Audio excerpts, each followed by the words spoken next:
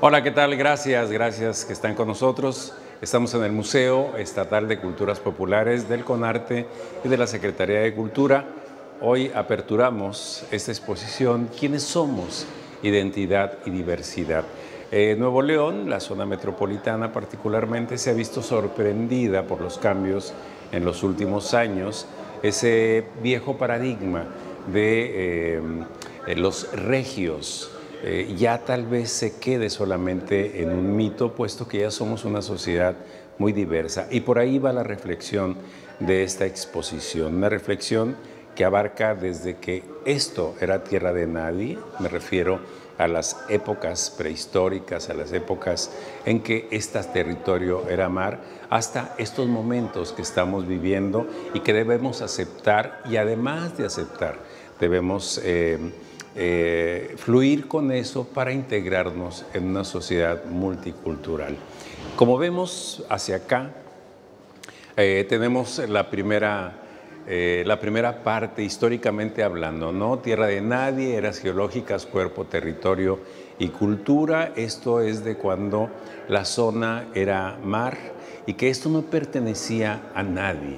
Es decir, somos una sociedad en transición, somos seres humanos en transición, de manera que no hay esa pertenencia, si la vemos en el tiempo, sino solamente una etapa transitoria en la que en algún momento nos denominamos los regios, ¿no? Aquí hay una colección de fósiles, de trilobites, de amonites y demás.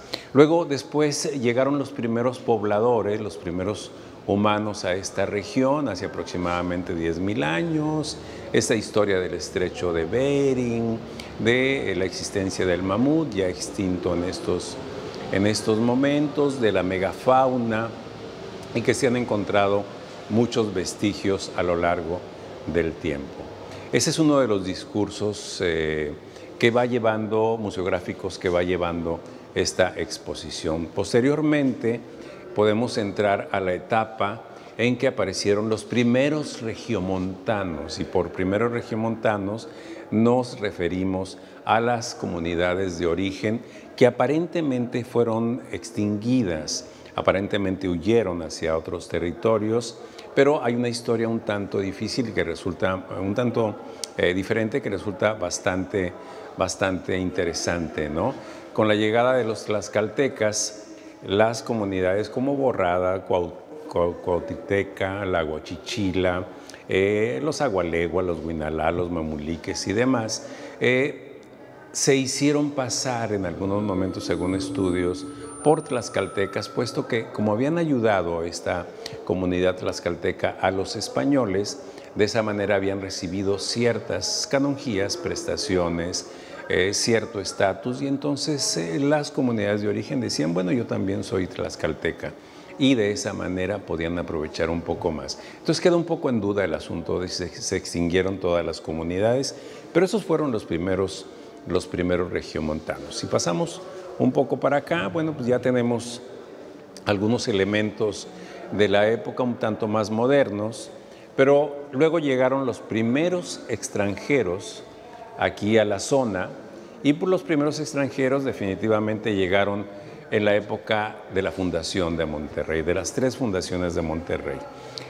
Previamente ya habían llegado otros personajes a la región, pero podríamos hablar de que los primeros europeos llegan con la colonización, ¿no? Las 3 colonizaciones, la última de don Diego de Montemayor en 1596, y que ahí es donde empieza a conformarse la identidad que principalmente era de origen sefardí, aunque también era de origen español o moro, y más los tlaxcaltecas, más algunos, digamos, algunas comunidades, algunas personas, individuos de esas comunidades de origen que existían aquí, pero bueno, tuvieron grandes y serias diferencias, ¿no? Los tlaxcaltecas y otomíes, el gran pueblo tlaxcalteca se sumó a la conquista de México, de manera que acompañaron a los españoles para fundar esta metropolitana ciudad de Nuestra Señora de Monterrey, ¿no? Entonces todo esto es un preámbulo para que vayamos viendo cómo ha sido la integración multicultural de Nuevo León. Ahí llegaban los primeros españoles, pero también había otros momentos en la historia, momentos que fueron marcando, digamos, hitos dentro de la migración, hitos que fueron haciendo que esta fuera una zona ampliamente o muy atractiva, ¿no?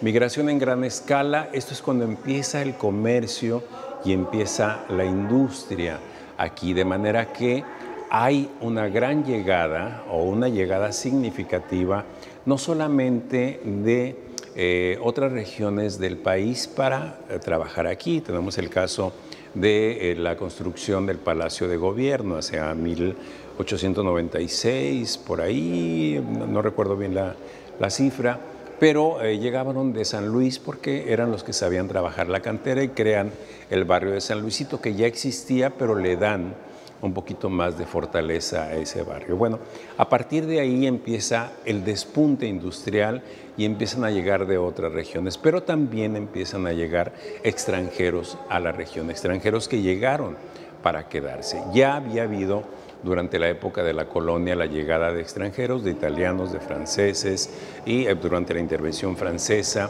estuvieron aquí en Monterrey, hubo la batalla de Monterrey con los estadounidenses, algunos se quedaron aquí, y de esa manera vamos analizando cómo se ha ido conformando esta diversidad cultural, ¿no? También hubo un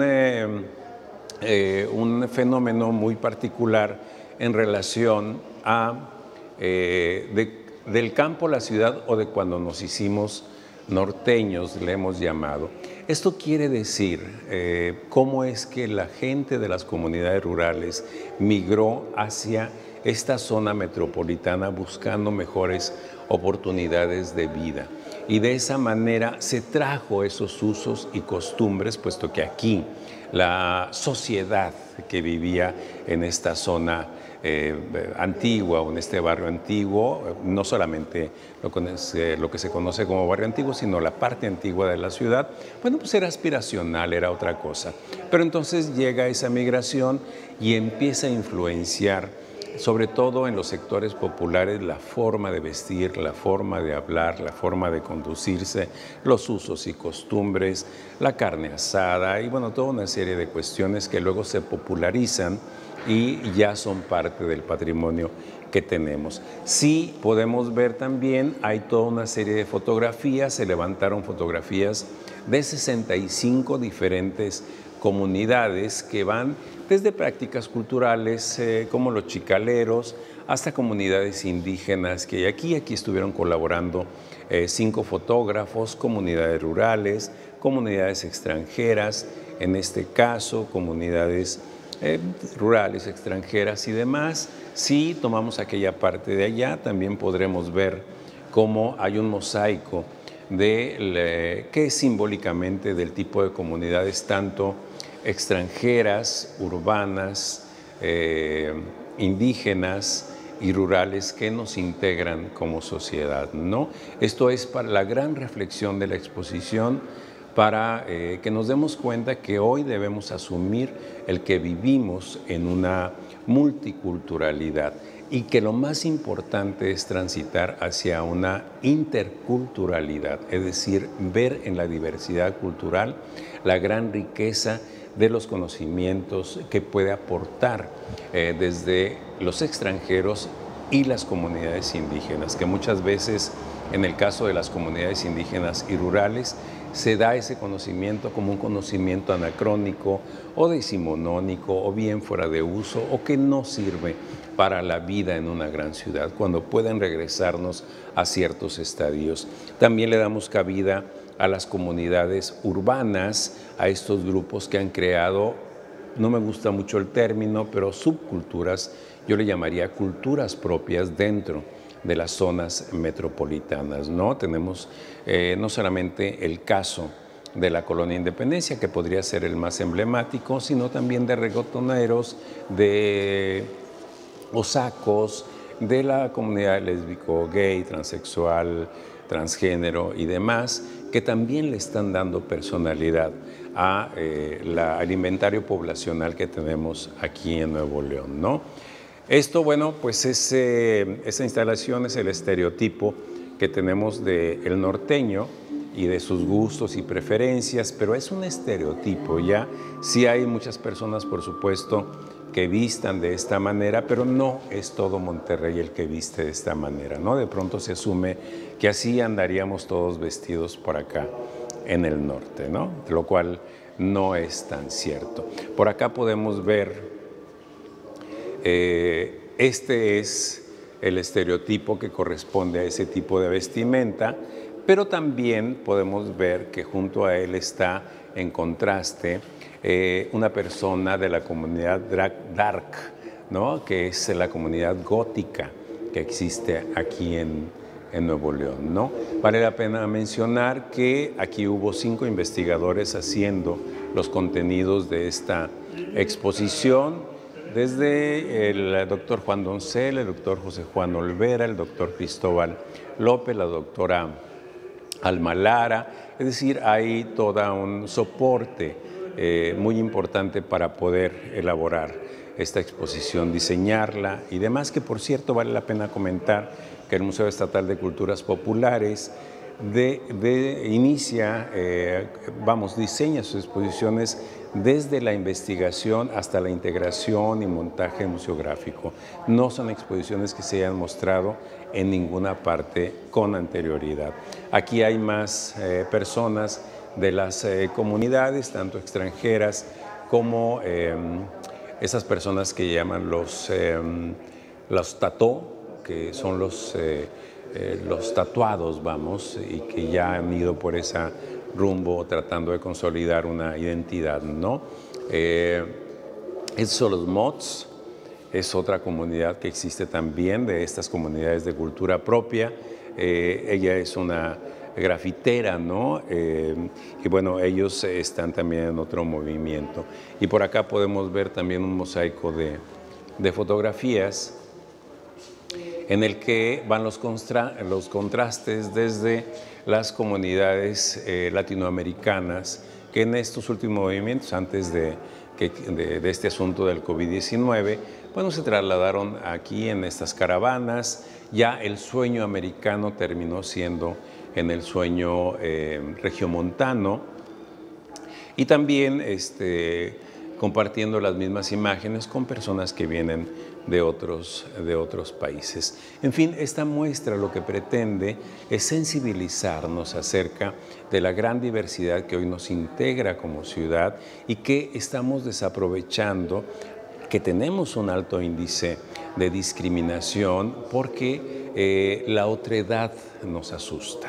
Entonces, en lugar de hacer un giro de 360 grados y pensar que la otredad, los otros usos y costumbres que llegan a la ciudad y que debemos respetarlos profundamente, nos enriquecen. Esa es la gran intención de esta exposición, quienes somos, identidad y diversidad.